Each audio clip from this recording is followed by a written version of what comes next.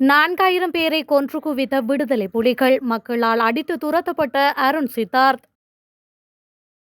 செம்மணியில் மீட்கப்படும் எலும்புக்கூடுகள் இராணுவத்தினருடையது. முன்னாள் அமைச்சர் விமல் வீரவன்ச கண்டுபிடிப்பு. மக்கள் காணியில் யாழ் ஜனாதிபதி மாளிகை உறுதிப்படுத்தப்பட்ட அதிரடி தகவல். 35 வருடங்களுக்கு பின்னர் விடுவிக்கப்பட்ட காணி மீண்டும் இராணுவத்தினரால் சுவீகரிப்பு. மர்மமான முறையில் கொலை செய்யப்பட்ட முக்கிய புள்ளி, காரில் போலீசாருக்கு காத்திருந்த அதிர்ச்சி. ஜூலை 1ஆம் திகதி முதல் கட்டாயமாக்கப்படும் புதிய நடைமுறை. இலங்கையின் போர்க்குற்றங்கள் தொடர்பில் அமெரிக்காவின் புதிய நிலைப்பாடு. சிறை வாழ்க்கைக்கு எம் குடும்பம் அஞ்சவில்லை, கெகிலிய ரம்புக்வெல அதிரடி.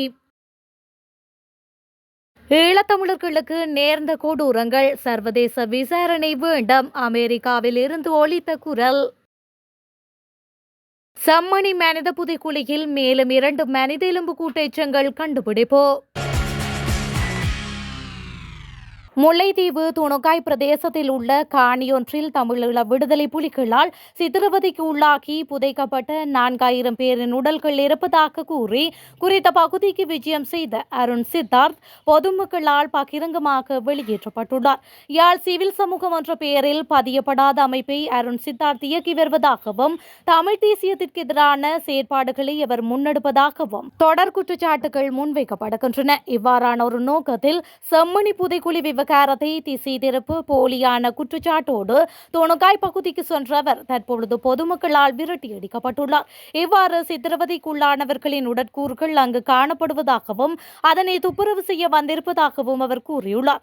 எனினும் அவ்வாறு சென்ற அருண் சித்தார்த்தை பிரதேச மக்கள் இங்கு 4000 சடலங்கள் காணப்படுவதாக இருந்தால் முதலில் கிராம சேவகருக்கு அறிவித்து போலீஸ் முறைப்பாட்டை பதிவு செய்திருக்க வேண்டும் என்று கூறியுள்ளனர். மேலும் நீதிமன்றம் ஊடாகவே இவ்வாறான நடவடிக்கைகளை முன்னெடுப்பதோடு தன்னிச்சையாக செயல்படுவது சுயலாப நோக்கத்துக்கான செயல்பாடு என்றும் குற்றம் சுமத்தியுள்ளனர். யாழ்ப்பாணம் செம்மணி மனித புதைக்குழியில் அடையாளம் காணப்பட்டுள்ள மனித எலும்புக்கூடுகள் புலிகளால் கொல்லப்பட்ட இராணுவத்தினருடையதாக கூட இருக்கலாம் என்று முன்னாள் அமைச்சர் விமல் வீரவன்ச தெரிவித்துள்ளார்.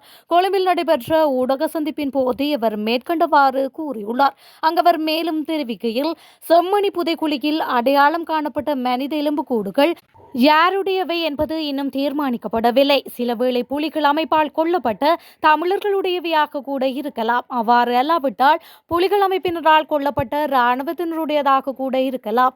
அப்படியும் அல்லாவிட்டால் புலிகளால் கொல்லப்பட்ட காவல்துறை அதிகாரிகள் புதைக்கப்பட்ட இடமாக கூட இருக்கலாம். மேலும் போரின் போது கொல்லப்பட்ட புலி உறுப்பினர்கள் புதைக்கப்பட்ட இடமாக கூட இருக்கலாம். அடையாளம் காணப்பட்ட எலும்புக்கூடுகள் யாருடையது என்பது இன்னும் அடையாளம் காணப்படவில்லை. நிலைமை இவ்வாறு இருக்க அப்பாவி தமிழ் மக்களே கொன்று புதைக்கப்பட்டுள்ளனர். இது மனித குலத்துக்கு எதிரான செயல்பாடு. இப்படியான அநீதிகளுக்கு எதிராகவே நடவடிக்கை எடுக்க வேண்டும் என்ற பரிந்துரையை கூட ஐநா மனித உரிமைகள் ஆணையாளர் முன்வைக்கலாம் என அவர் தெரிவித்துள்ளார். இதேவேளை நேற்று முன்தினம் மீட்கப்பட்ட எலும்புக்கூடுகளில் கைக்குழந்தை ஒன்றினது எலும்புக்கூடும் கண்டுபிடிக்கப்பட்டுள்ளமை குறிப்பிடத்தக்கது. யாழ்ப்பாண ஜனாதிபதி மாளிகையை யாழ் மக்களின் நிலங்களை சட்டவிரோதமாக கையகப்படுத்தி கட்டப்பட்டமை உறுதிப்படுத்தப்பட்டுள்ளது. நகர அபிவிருத்தி, கட்டுமானம் மற்றும் வீடமைப்பு அமைச்சினால் நடாத்தப்பட்ட விசாரணையில் இந்த விடயம் தெரிய வந்துள்ளது. இந்த நிலையில் ஜனாதிபதி மாளிகை நிலங்களை உரிமை கோரி 8 உரிமையாளர்கள் முன்வந்துள்ளதாக தெரிவிக்கப்படுகின்றது. இவ்வாறானதொரு பின்னணியில் ஜனாதிபதி மாளிகையை முதலீட்டாளரிடம் ஒப்படைப்பதில் சிக்கல் நிறைந்த சூழ்நிலை ஏற்பட்டுள்ளதாக தகவல் அறிந்த வட்டாரங்கள் தெரிவிக்கின்றன.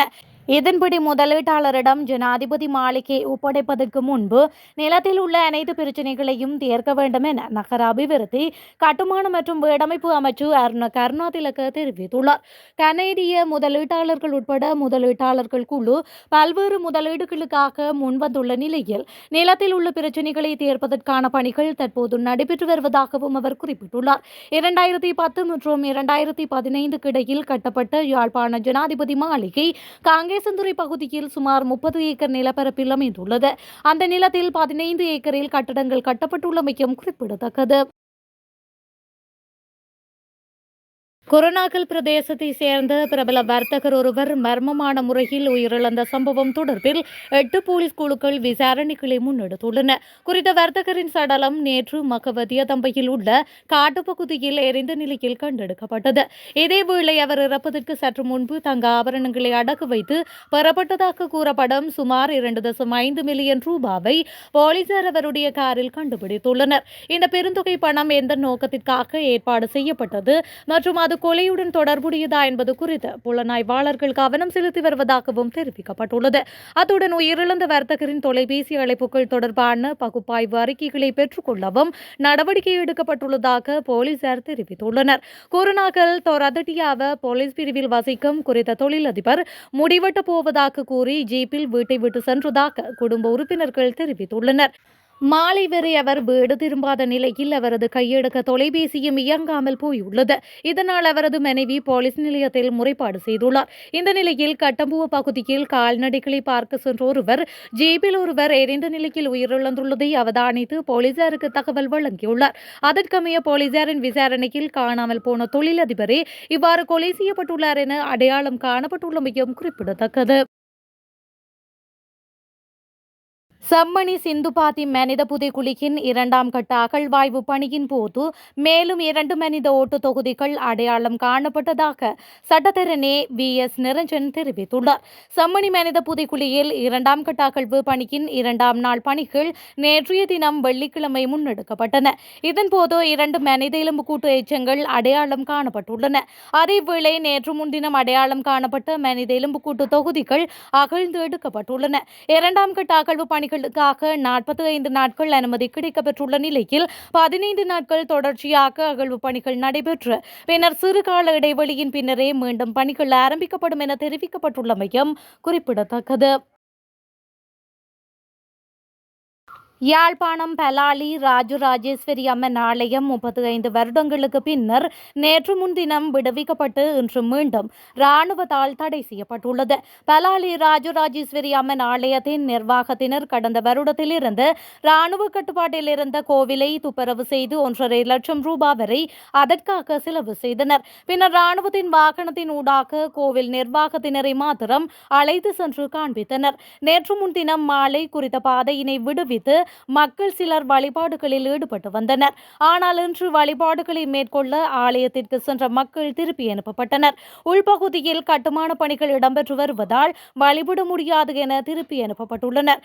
இதன்போது வலிகாமம் வடக்கு பிரதேச சபையின் தவிசாளர் சசுகிர்தன், செயலாளர், கோவில் தலைவர் மற்றும் பொதுமக்கள் ஆகியோர் வருகை தந்து ஏமாற்றத்துடன் திரும்பி சென்றுள்ளமையும் குறிப்பிடத்தக்கது. என்னையும் என் குடும்பத்தையும் சிறையில் அடைக்க இந்த அரசாங்கம் முயற்சிக்கின்றது என்று முன்னாள் சுகாதார அமைச்சர் கேகிலியர் ரம்புக்வெல குற்றம் சாட்டியுள்ளார். கேகிலியர் ரம்புக்வெல மற்றும் அவரது குடும்ப உறுப்பினர்கள் 5 பேருக்கு எதிராக லஞ்ச ஊழல் குற்றச்சாட்டுகளை விசாரிக்கும் ஆணையம் நேற்று முன்தினம் கொழும்பு மேல் நீதிமன்றத்தில் குற்றப்பத்திரிகை தாக்கல் செய்துள்ளது. பண மோசடி தடுப்பு சட்டத்தின் கீழ் இந்த குற்றப்பத்திரிகை தாக்கல் செய்யப்பட்டுள்ளது. கேகிலியர் ரம்புக்வெல, அவரது மனைவி, 3 மகள்கள் மற்றும் ஒரு மருமகன் மீது லஞ்சம் மற்றும் ஊழல் தடுப்பு ஆணையம் 43 குற்றச்சாட்டுகளை பதிவு செய்துள்ளது. இது தொடர்பில் கேகிலியர் ரம்புக்வெல கருத்துரைக்கும் போதே மேற்கண்டவாறு கூறியுள்ளார். அவர் மேலும் தெரிவிக்கையில், இந்த அரசு என் மீதும் என் குடும்பம் மீதும் ஆதாரம் இல்லாத போலியான குற்றச்சாட்டுகளை முன்வைக்கின்றது. என்னையும் என் குடும்பத்தையும் சிறையில் அடைத்து வாழ்நாள் முழுவதும் துன்புறுத்த இந்த அரசு முயற்சிக்கின்றது. சிறை வாழ்க்கைக்கு நாம் அஞ்சவில்லை. உண்மை ஒரு நாள் வெளிவரும். நீதி தேவதை எம்மை காப்பாற்றுவாள் என அவர் மேலும் கூறியுள்ளார். இலங்கை உட்பட பல நாடுகளில் மேற்கொள்ளப்பட்டதாக கூறப்படும் போர்க்குற்றங்கள் மற்றும் தொடர்புடைய பொறுப்புக்கூறலை நிவர்த்தி செய்வதற்காக செயல்படும் சுமார் 24 திட்டங்களுக்கான நிதி பங்களிப்பை அமெரிக்கா நிறுத்த வேண்டும் என வெள்ளை மாளிகை பரிந்துரைத்துள்ளது. இலங்கை, ஈராக், சிரியா மற்றும் ரஷ்யா ஆகிய நாடுகளில் இந்த பட்டியலில் உள்ளதாக தெரிவிக்கப்படுகின்றது. எனினும் OMB அலுவலகம் வெளியிட்ட இந்த பரிந்துரை இறுதியானது அல்ல. வெளியுறவுத்துறை பணியகங்களுக்கு ஜூலை மாதம் 11ஆம் தேதி வரை மேல்முறையீடு செய்ய அவகாசம் உள்ளது. ஆபத்தில் உள்ள திட்டங்களில் உலகளாவிய உரிமைகள் இணக்கம் மற்றும் உக்ரைனில் உள்ள சட்ட நடவடிக்கை வேலையமைப்பும் உள்ளடக்கப்பட்டுள்ளது.